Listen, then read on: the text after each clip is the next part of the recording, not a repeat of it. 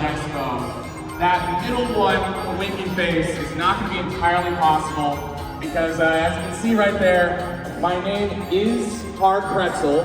I'm not going to go into details about it, but if you don't understand why it's going to be a problem, ask a parent, legal guardian, or, your local librarian. I'm sure they can help you out. Anyway, I think that's just about it for the introductions on that. Let me just double check my script here, making sure I'm not missing anything. But let's go over to the next slide here. There we go, glad the audio's working there. So as it says my business card's there, if you can see it, I make videos and stuff, and that's about all you need to know about me. But most of you probably have seen me around this convention, other conventions, other events, and just maybe places I shouldn't be, playing Sonic R. I'm up there, over there, in an elevator, a carousel, in a box, the fox, on the rocks, however that thing goes. But, if you don't know me from that, you might know me as the guy who was giving out free rides from the airport, and I'll be doing that again on Monday. If you guys are around and need a lift, I'm sticking around till Tuesday, so I got nothing better to do. And if you still know me for that, I'm also the guy who's wearing the same shirt every single day because I dress like a cartoon character. So if you were curious, you saw me around the expo hall, trust me, I don't smell that bad. I just smell like a Sonic fan, which, terrible. Go take a shower. But clothes. You guys aren't here for me. Obviously, you guys are going to be here for some Sonic R. Yeah! There we go. Perfect. That's all working. Awesome. It's not too loud, so we are still set there. Now, for those who've seen me do my whole little setup before, it's pretty easy. I've been carrying around this backpack with me all con at the at the concert, at different venues and stuff. Inside here, I have my controllers, GameCube, and a nice little power bank here. You can see this. I have another one that's currently down there with the GameCube and everything attached to it, but I found a backup, so you always bring backups to this sort of thing. But then as long as I remember to turn on the power bank, everything works just fine. Let's see here. But yeah, like with this whole setup, this is how I've been going around playing Sonic R wherever I can and all that. But, it's really not that complicated how I do it. People always wonder, though, why I'm doing this nonsense. Like, what's keeping me being this insane over Sonic R? Games. Yeah, there you go. Why? Sorry, it took a second for me to hit the hotkey. People in my hotel room had heard that go off a million times, and they were giving me the business for it. Yep. But, why would any normal person, like as if I'm normal, spend this much time, and you see these wavebirds up here, time and money, on playing Sonic R, the worst game of all time? The simplest answer here is that there's just another question for you. Answer the question with another question. You know how it goes. So, we've got Aristotle, Galileo, Mac from the joke I'm stealing from right now, and your favorite content creators, some of which actually are here at this convention right now, and seeing as I can't see any of your beautiful faces out there, chances are they might be in the audience right now, so if I'm making fun of you, just pretend I'm subtweeting somebody else. They have one important thing in common. They're badly misinformed. Again, making sure I watch my language here for Sonic Expo. Which, I know it looks harsh, it sounds harsh, but, there's a little secret I gotta tell you guys real quick. All these Sonic R haters out there, they have been harsh for 27 years, 11 months, 24 days, 11 hours, 5 minutes, and 55 seconds, all right? So I'm allowed to be harsh for another 54 minutes, all right? So these are what people pretend are totally normal issues with Sonic R, but I'm about to, maybe blow your mind here a little bit. They're not normal. They are badly misinformed issues with Sonic R. So we're gonna start with the most common one we got here. People call this, a bad Mario Kart clone, or maybe they say it's only got 5 stages, the characters aren't balanced, they're terrible controls, and there's absolutely no connection to a Sonic Adventure 2 battle. The only good Sonic game, as the kids say. Like, how can we expect to like a game that came out before SA2 if it didn't connect to SA2 at all? Like, I understand, it sucks. But, if some, cartoon character with crossed arms appeared on the screen and they started saying all this stuff, it wouldn't be your fault if you believed them, because technically, these aren't really lies. It's kind of like if I said, somebody in the audience, by all means look around, I can't see for sure, but somebody in the audience here is actually at this panel in their underwear right now. It's technically not a lie because they're wearing more clothes over their underwear, which is kind of what I'm getting with here, because there is obviously a lot more to each of these issues than they're letting on when they do these little Sonic R, what's the word that I can say here? These Sonic R poo-poo no bad game videos that are out there. So let's see here, make sure I'm not missing anything. So for context, I built this entire thing in OBS because I didn't want to use PowerPoint, and I definitely didn't want to use Canva. But the main idea here is that we're gonna start on the first little bullet point there. We'll go through all of these real quick. We've got ourselves, of course, the Sonic R is a bad Mario Kart clone. This is one of my favorite complaints I hear about Sonic R, because obviously you can look at the Mario Karts here. These are the ones that were out by the time Sonic R did release. We have Super Mario Kart. This is, fantastic game. We've got Mario Kart 64, fantastic game. But look at Sonic R. Notice how, full 3D models. Now let's go back to Mario Kart. Notice how these are just sprites and billboarding. Notice how this is just sprites and that silly mode 7 thing. Once again, notice how you have these fully 3D rendered areas with a dynamic rotating camera, and then back to Mario Kart. Notice how this is, again, on the SNES, and this is, again, on the N64. Like, again, these are great games. I've played these games for hours and hours and hours and hours, but this is Sonic. He runs, he can jump, he's gonna hit this little spring and go up into the air. Like, wow, how does that happen? You can't jump. You have these little mini turbos, but that's not really platforming, that's not really jumping. Have I worn this point to death at this point yet? Are we ready to keep going? So, the thing is with Mario Kart is that it is very much made for multiplayer, and I did include screenshots of the battle mode because the battle mode is actually a very fun mode that Sonic R does not have. And the thing is, if Mario Kart and Sonic R are really that different, and you clearly hate Sonic R, it can't be a clone of Sonic R. Like, the idea of Mario Kart that it's designed to be a super easy and super intuitive way to learn the basic control schemes. Of course, you have the items, you have the drifts, all of that is handled on just a single button on the controller. They keep it super, super easy, and it's not a bad thing to enjoy just sitting down with your friends, playing a game that maybe somebody doesn't know how to play, but then they can just get a lightning, a blue shell, a bullet bill, whatever it is, and they can still have a fun time and play evenly with you guys, or even still kick your butts because, my little brother gets the best item luck, and here I am getting nothing but coins all the time. So, obviously, if you like balanced, casual, fun, simple, intuitive racing games, Mario Kart is always going to be here for you, and I would very much recommend do not play Sonic R. You will hate it, and that is okay. Again, this is a normal panel about Sonic R. I'm being totally normal about this game. If you like this stuff, you're okay to like that stuff. And now the thing is, these games genuinely are nothing alike, and that extends down to the stage design, which is going to be over on this guy over here. Let me just make sure I didn't miss anything. Here we go. Jet Set Radio. So, again, Mario Kart is a racing game. Sonic R is a racing game. Two games sharing a similarity. You got these roller skates here.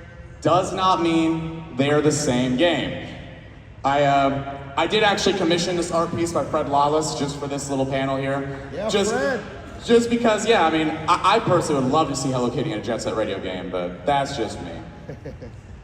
Now, over here on this slide here, the next, complaint I'm totally making fun of here is that people say there's only 5 stages in Sonic R, which again, technically true, just how, Pauly B up there is technically in his underwear right now. He's just wearing more clothes. Yep. Let it swing loose, Pauly.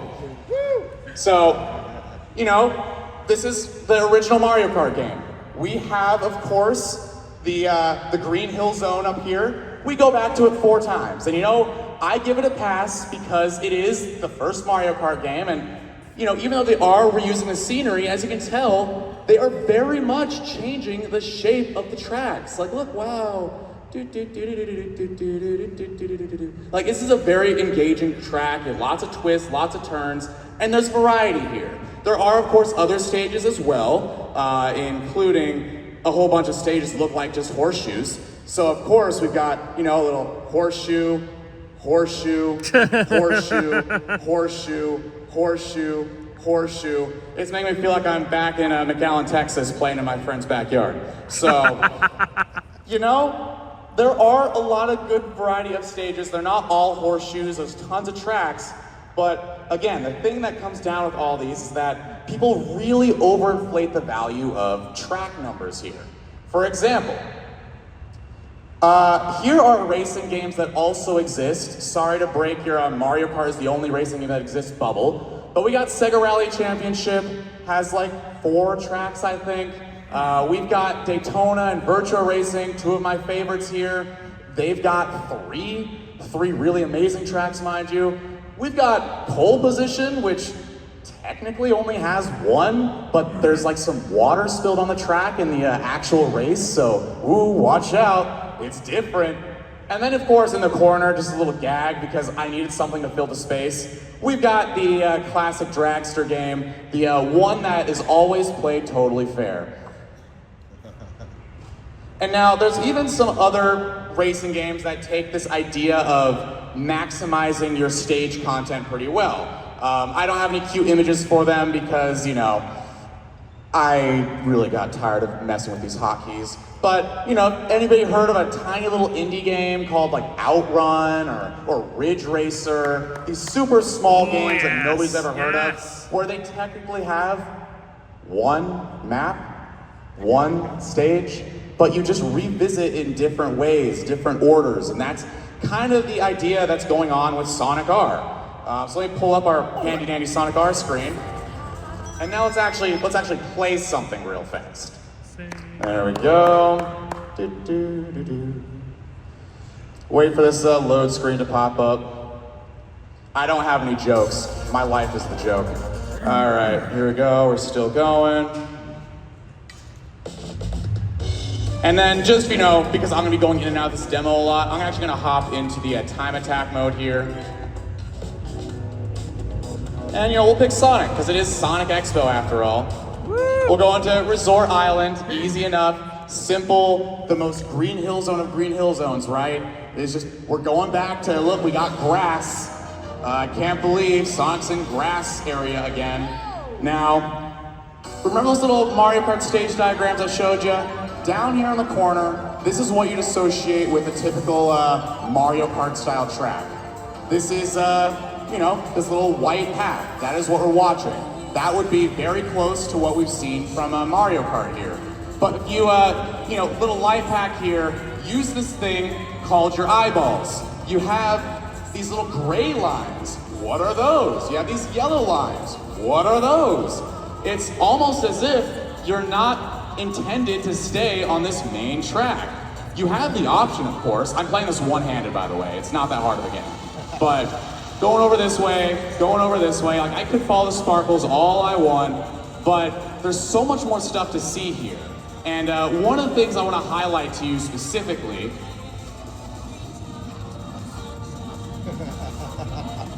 he doesn't lose a life.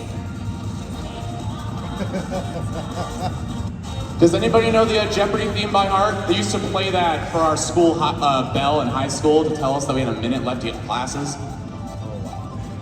So as you can tell, again, using those magical things called your eyeballs, the Lakitu guy, the little guy on the cloud, the little yellow turtle-looking dude, is not pulling me out of the water and putting me back on the course, you know, turning me nice and gently, setting me back up here and saying, oh, you did great, sweetie. I love you. No, that's not how Sonic R treats you. If you screw up, you screw up. You have to deal with your mistakes, live with everything you've mistaked on, and just see if you can carry on. You gotta just feel the sunshine, you know? But also, given how open this stage is, you might fall in the water and end up slowing down, but also, you can do a sandwich. I haven't done this one-handed before, so bear with me here. You can actually skip a lot of the stage. I just went from route to route without even breaking a sweat here. There's nobody stopping me. I can go out here if I want. This is a suboptimal path. Look at this. Wow. Who thought that you could do all this in a racing game? It's almost as if it was ahead of its time, because now we have great stuff like Burnout Paradise, we have Mario Kart World, Forza Horizon, all these games that are desperately trying to ride off the coattails of a game that was perfected back in 1997. There we go, my phone timed out on me, so I have to unlock my phone. But yeah, like again, with all the exploration you have in this game, every single stage does have similar layouts to just how crazy you can navigate yourself in here. But again, going back to me, letting you know that I'm totally normal about Sonic R. If you prefer linear, simple, let's see, we're in 5, let me do this. There we go. If you prefer tracks that are just a nice, easy to follow, you will never get lost kind of racetracks, you have these in Mario Kart in spades. And again, it's not a bad thing. Especially when you're playing with your friends, you have all the time in the world to practice these super tight inside horseshoe turns. That is a good thing when, again, the main chaos of Mario Kart isn't the track design, it is the items, it's the people you play with. If you don't have friends like me, you'll play Sonic R. If you're cool and you have friends, you'll play Mario Kart. Like, I don't know why people keep thinking that I'm not normal about Sonic R. Just don't play Sonic R, you're going to hate it. And so, just instead of complaining about the track list, what you should be saying is that you really don't like the exploration. You don't like the detours. You don't like all the deliberate and suboptimal play involved in order to collect all the Chaos Emeralds, the tokens. Like, that is a completely fair thing to say. No one is holding you at gunpoint to make sure that you sit down and play all of those games I mentioned earlier, like the Forza Horizon, the Burnout Paradise, or Mario Kart World. Like, you are able to make your own choices. You can put down the Xbox, pick up your Switch, and play Mario Kart. You've got, of course, Yoshi Valley N64, which is probably one of the few stages that are very similar to Sonic R. But again, the main issue with that is that in Mario Kart, your goal is to get from the start of the stage to the end of the stage a few times as fast as possible. So what happens in Yoshi Valley? Everybody always takes the fastest route. You're going on that little bridge, and you're just taking the proper shortcuts the whole way. Whereas Sonic R, having all these shortcuts isn't always your best strategy. Because if you are going to collect the other little tokens or the Chaos Emeralds that are hidden all over the stage does include places that may not be the most optimal to get to. It is not that complicated of a difference, but it's something that you very much are allowed to have a distaste for. Now, the next little mocking SpongeBob we got going here for you is that people think the character balance is just completely unfair. And again, yes, you are entirely right yet again. I love you guys. You're geniuses. I love you. So, obviously, in Mario Kart, you've got your classes of characters. Mario Kart Wii is my favorite one. You, of course, have the lightweights, you have the heavyweights, and you got Diddy Kong right here, who is the most mid character you'll ever meet. I mean that in his weight. Definitely no other way. But again, just like in the stage rosters here, it's not about how many stages you have, it's about how the stages are used, and it's not about how many characters you have, it's about how the characters themselves are used. Because if you really think about it, outside of the weight differences, what else do these characters offer besides Birdo over here being really hot? Like, you have, of course, you know, these characters accelerate faster, these characters don't. You have these characters that, you know, they have a pretty low top speed, these characters don't. You have Funky Kong, who dominates all the online lobbies, but, you know, you pick up one character, you can play all the characters. Where, you know, in Sonic R, which, well, let's pull this guy back up here. There we go. Let's do something fun here. So you saw me play as Sonic. We're gonna switch over to Amy real quick. Because one of the great differences in this game is that all of these characters, including the unlockable ones right now, they all play very differently from one another. They are, you know, they do have their weight classes, there's minor stat differences here, but they also have, in Sonic's case, a double jump. In Tails' case, he can fly, Knuckles can glide. Amy can't even jump. And in a game that has platforming in it, not being able to jump will fundamentally change how you approach certain puzzles in the game. So, right here, I'm gonna show one of the things I always like to, you know, poke fun at to really show that the people complaining about this really aren't complaining within the best headspace here. So, right here, here's Amy. Oh, we're still in time attack mode. Here, let me go in the main mode real quick.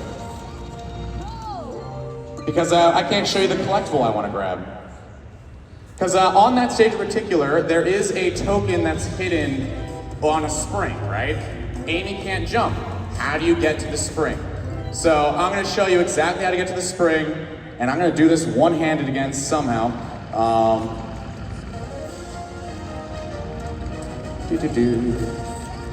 But yeah, so here we go, I'm playing as Amy with one hand, not unlike how I play Sonic R usually. We got over here, you see that little coin on top of the spring over here? Let me just turn around. That little guy, thanks Sonic, I knew you liked me like that. Now, it's not your fault if you didn't realize gravity exists, but did you know you can actually just go up this ramp, turn around, and then, you know, uh-oh, Isaac Newton, I'm coming for your gig. And look at that, you're on top of the spring that you know, that a lot of creators only think that Amy just can't win the game. It's a very unusual case of people that just genuinely think that balance needs to be there. But in the case of the games I like to play, I like unbalanced games. Again, it's just how a lot of games are designed. Like, take some fighting games, for example. You know, you always have the Dan in Street Fighter, you have the Pichu in Melee, you have all this unbalance wherever you go, even in other racing games. If anybody's a fan of the original Burnouts, one of the popular unlockables you can get is, of course, the big semi-truck that is impossible to control, impossible to win with, or so they say.